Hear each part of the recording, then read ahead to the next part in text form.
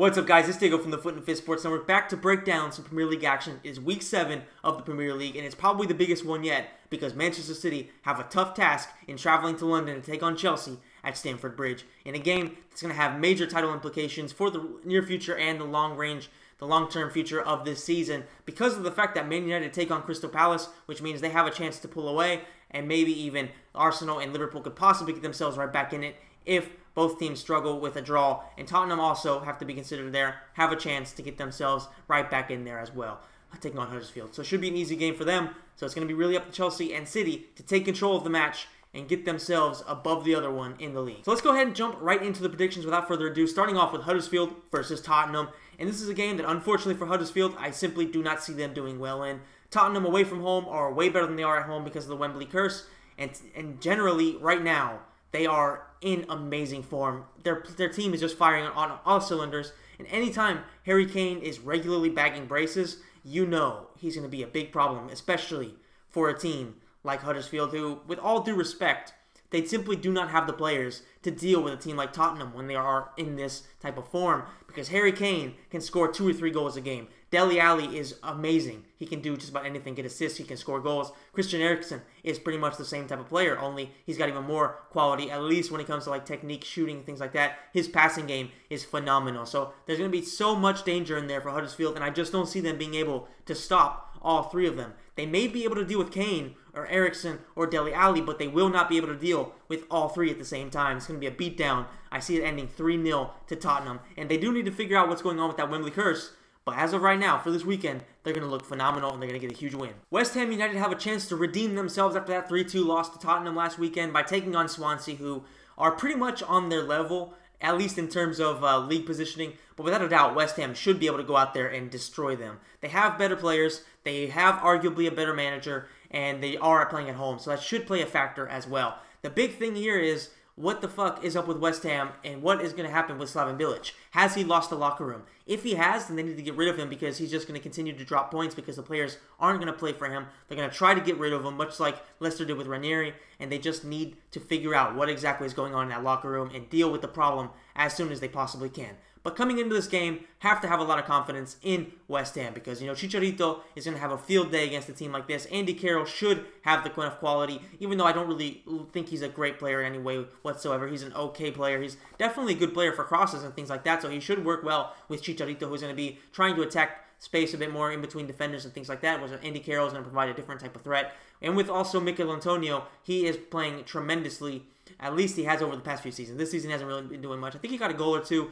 So he is doing well for West Ham standards, but he's not expressing himself the way he probably could if the team in general was playing at their full potential. But either way, I see Tottenham winning this game 3-1 just because I think Swansea are going to have a lot of trouble. They always seem to have some defensive problems, and offensively, they never really seem to be very, very stable, and they just don't really seem to be able to produce a whole lot. So I just think that they aren't going to be able to do a lot at the London Stadium, and West Ham will get a much-needed win. Man United have an opportunity of a lifetime to go out there and take a few points away from Manchester City if City do drop points, and all they have to do is beat Crystal Palace to do so, and that's not going to be too difficult based on the results we've seen Crystal Palace get recently. You know, that last game was a 5-0 beatdown to Manchester City, then before that, and then before that, and before that, and before that. They've just taken 5 losses in a row just in the Premier League, so they're going to have a really, really hard time dealing with Man United, who at this moment are looking neck and neck with City in terms of which team has the most attacking danger. I mean, they are just so good right now. Between Lukaku, Martial, Rashford, whichever one of those 2 comes off the bench, it's dominance either way. On the right, Mkhitaryan, Mata, all these offensive players are just so good. And with Pogba out, we still have enough quality to go out there and easily dismantle Crystal Palace. As long as the defense holds and doesn't allow some stupid goals, then we should be fine. We just went out there and destroyed we didn't destroy Southampton. We beat them 1-0. Then we destroyed CSKA Moscow away from home in the Champions League 4-1. So right now, we are just looking amazing. And if we can continue to keep this momentum up, then we have all the capabilities in the world to go out there and win this league, especially if we bring in like 1 or 2 some more good, decent players in the January transfer window. Somebody who can be like on the bench or something like that, because we do have a bit of a weakness here and there. Like in midfield, we could definitely use 1 more extra player just to solve things out. Maybe nothing like special, but definitely a good utility player. I would definitely love somebody like O'Shea's old style. He could play left back, center back, right back, center midfielder. He can sort of play on the wing as well, like just because of the fact that he's pretty much got endless stamina. So you could, if you have a player like that in the team, which we don't really have right now, that would be really, really good. I mean, the closest thing I would think of is Daley Blind, but he's not really that great. He's a decent left back. He's a decent defensive midfielder, and as a center back, I just think he's way too small. So he's not as good as O'Shea used to be in terms of utility. He's probably a better player, but I think we should bring in a player like that to really bolster the team and give us that extra option whenever we need it.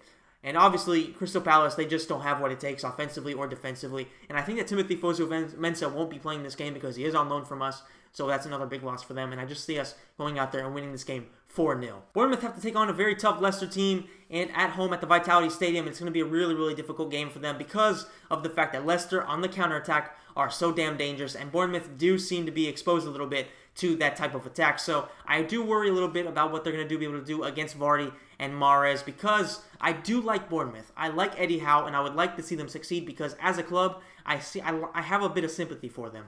Unfortunately for them, I just don't know how that defensive team that they have right now is going to be able to stop Vardy and Mahrez if they are having a good game. And I expect them to do pretty well because last week they did lose 3-2 to Liverpool, but they didn't do too bad. I think they were 2-0 down, got one back, and then ended up losing 3-2. But overall, we've seen Leicester have a really tough schedule to start the season, so they will start picking up more points and getting themselves more, I guess you could say, more in the range that they should be, which is like around top 10.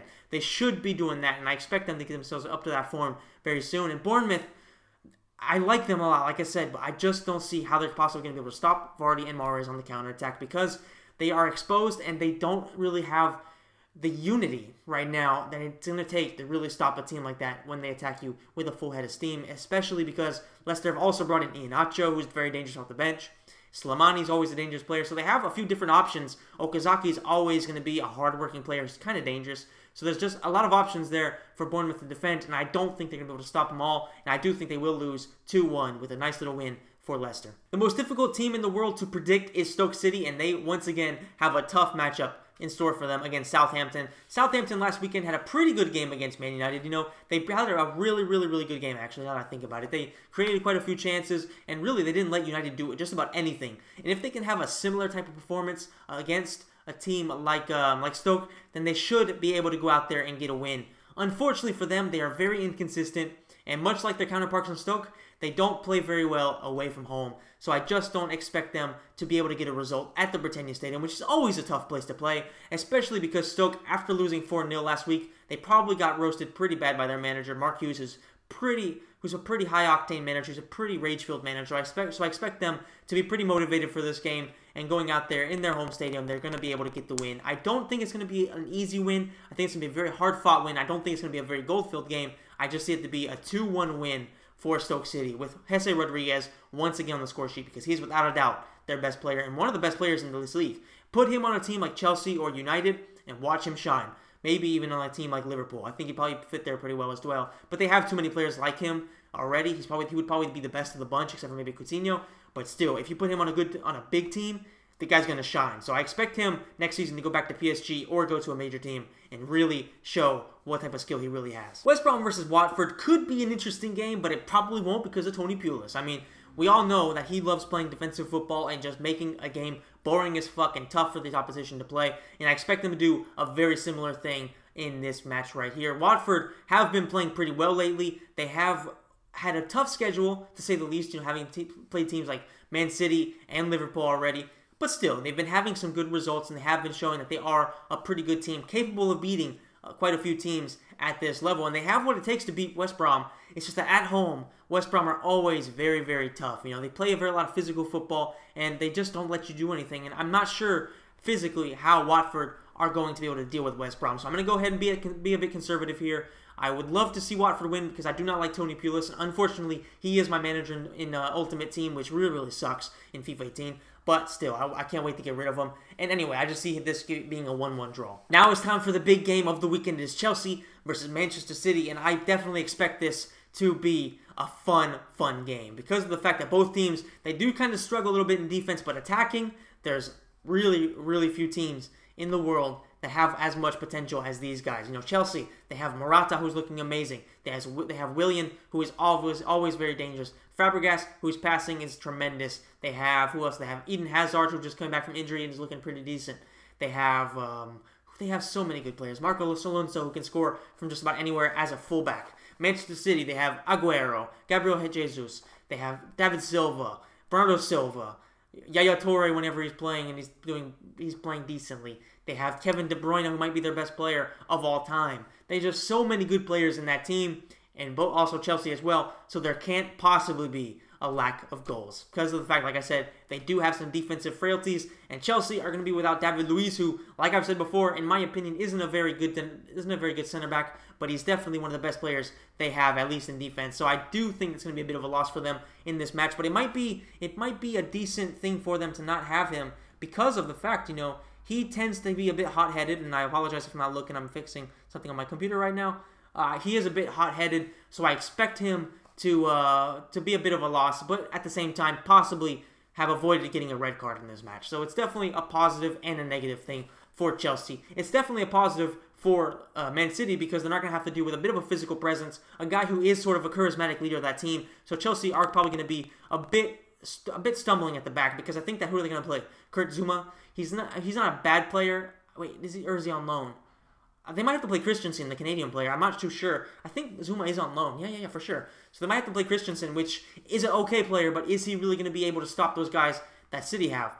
Probably not. So they're going to struggle quite a bit on defense, but I am still favoring Chelsea because at home, at Stamford Bridge, they tend to be almost unbeatable. Yes, Burnley beat them. We know Burnley beat them, but still, you know, that wasn't really a game that could be taken into consideration. They were in 9 men. It was just an absolute awful start to the season for them, just pretty much shambolic in every single way. So I don't really take that as, like, you know, divine proof that this is going to be a tough game at home. Well, not that it's going to be a tough game, but I don't see it as divine proof that Chelsea are capable of getting an absolute beatdown by any team in the league at home at any given day. I mean, I just don't think that's going to happen. And against Man City, I think they probably will struggle quite a bit, but I do think they have enough quality in there to get the win. And with the crowd behind them, and with the fact that Conte is such a fiery manager, I think he might get the better of Guardiola just in this situation and win a nice little 3-2 win. Either way, this game, whatever happens in it, it's going to be maybe one of the best games we'll see all season long, regardless of what league it is. So between La Liga, all that stuff, all the leagues, even Champions League, this might be the best game we'll see all season long. Arsenal versus Brighton has the chance to be a bit of a bore fest because Brighton is the type of team that Arsenal tend to struggle against. In other words, a shit team. Arsenal should be able to go out there and destroy them, but that's not always given with Arsenal now, is it? So I'm hoping that is what's going to happen, that Arsenal will blow it, but unfortunately, I just don't see it happening. I think they have too much offensive threat. Sanchez, regardless of what you think of him, if you're an Arsenal fan or something like that, he has shown that even though he doesn't want to be there, he's still going to give as much effort as he possibly can. So he's going to be a huge player for them this season, at least until January, because he still wants to prove to the rest of Europe that he is worthy of getting a huge check and things like that. So he's going to want to play as hard as he can and get himself a nice, huge move to, say, like Bayern Munich or something like that. So I do think he's still going to be a big player for them, and obviously Ozil, in a game like this is where he usually shines, you know, because he doesn't actually have to show up against a team that could possibly compete with him in terms of quality. So I do think that Arsenal are going to go out there and get a 3-1 win. They will concede a goal just because the defense is so bad. Even though lately they have been improving, I still think that they do have the capabilities of just shutting off against a small team, not giving a fuck anymore if they are in the lead even 1-0, and possibly make the game a little bit difficult for them. But at the end of the day, they will get a few late goals and win the game 3-1. Everton versus Burnley is going to be another tough game for Burnley, but Everton have shown recently that they are capable of struggling against just about any team. Of course, they did lose to a few tough teams in a row like Tottenham, Atalanta, who are a good Italian team, United, and then last week they did get a good win against Bournemouth. So I think that they do have the better team going into this game, without a doubt. They have the better players, and they should have the better manager as well. It's just a matter of, are the players going to be motivated and up for it? Because Rooney has been seeming a little bit off, especially after that whole drunk driving incident. And realistically, if you think about it, man, what the hell would happen? What would have happened to Wayne Rooney if he didn't have Sir Alex Ferguson to really keep him in check throughout his younger days of his career when he was probably even more of an animal? I mean, just think about it. Like, holy shit. He may have not even made it to where he is now without Sir Alex Ferguson. In fact, I would go ahead and say he would not get even close to where he is now without Sir Alex Ferguson. But that's a story for a different day, for a different video. What do I think is going to happen against Burnley? Well, we know Burnley's going to play a very physical game. They're going to try to hold Everton to a draw as much as possible. They're going to fight tooth and nail to keep a draw in place. Unfortunately for them, I just don't know if it's going to happen because Sigurdsson, on his day, is really, really dangerous. Wayne Rooney is always capable of getting a goal. Sandro, even though he hasn't been playing very well, he is a pretty decent striker, so he's eventually going to start getting in some goals. And then, Everton's defense is pretty solid. So, and obviously, some of the games they've played lately doesn't really show that. But if you can't really compare the offense of Tottenham and United to the offense of Burnley. So I don't think that Burnley's going to really create a whole lot of dangerous chances. Maybe some aerial chances, but with Michael Keane and with Ashley Williams, they should be able to stifle whatever Burnley's type of play is. Because realistically, they always play kind of like long balls or a lot of crosses and things like that. And they should be able to stop them. So I do think that Everton will win. It's going to be like a 1-0 win or a 2-1 win. Nothing particularly special for Everton because they haven't really been impressing lately, but still just enough to get the 3 points, which is what they really need right now to build up some confidence and possibly build up some momentum. Last game of the weekend is Newcastle versus Liverpool, and Newcastle were really disappointing last weekend by losing against Brighton. And taking on Liverpool, it's going to be a very, very tough game for them to have to deal with. Rafa Benitez is probably going to be up for it because he's going to want to stop the team that sacked him. But, I mean, is he going to have what it takes to stop them with that team he has? Probably not, because Liverpool do struggle quite a bit in defense, but I just don't see any offensive threat from Newcastle, or at least no monstrous offensive threat that's really going to be damaging them a lot, because I think they're going to get really, really tired of defending early on and having to deal with that gegenpress. I just see them having a really, really hard time, especially early on, because Newcastle, in defense, they don't look very good. Offensively, they don't look very good. They're okay, and they are capable of beating some of the smaller teams, but against a team like Liverpool who have so much attacking threat, and yes, they do leave some space behind, but not enough for Newcastle to capitalize on, at least not in a big way, in my opinion. So I just see that Liverpool are going to go out there and pretty much thrash them from start to finish. I definitely hope not. I definitely hope Liverpool do go out there and blow it, because this is sort of a type of game that Liverpool could possibly lose, because Jurgen Klopp always has some problems beating the smaller teams and then beating teams that are at the elite level. But still, I think that he has what it takes to blow this, and I am hoping that he will indeed blow it and pick some wrong players. It's going to be a matter of if the players go out there and really respect their opponents, because if they don't respect Newcastle at St. James's Park, there's a chance of them blowing it, and hopefully that will happen. But I just don't see it happening. I think Liverpool are going to win this game 3-1. They will concede 1 goal because they always concede a goal. I can't remember the last time they kept a clean sheet against a decent team. I think they had a 1-0 win recently, like 2 or 3 weeks ago, but still, they tend to drop a few goals here and there, so I do think they are going to struggle, but it's going to be sort of an easy win offensively for Liverpool. Defensively, of course, Newcastle will create some chances because Gale is a decent player, but nothing major. So a 3-1 win for Liverpool should be on the cards. That is it for the video, guys. If you enjoyed it, please soccer kick the absolute shit out of that like button, pride style. Also, let me know in the comment section down below what you think of my predictions and what you agree with or disagree with. Also, guys, if you want to share the video, please do so. That is extremely helpful. I am extremely grateful to everybody who does that. I'm going to be having a website very, very soon. Also, the Patreon will be coming out very, very soon. Check out my gaming channel. It will be in the link in the description down below. So thank you so much for watching. I've been Diego from the Foot and Fist Sports Network, and I will see you in the next video. Enjoy the football.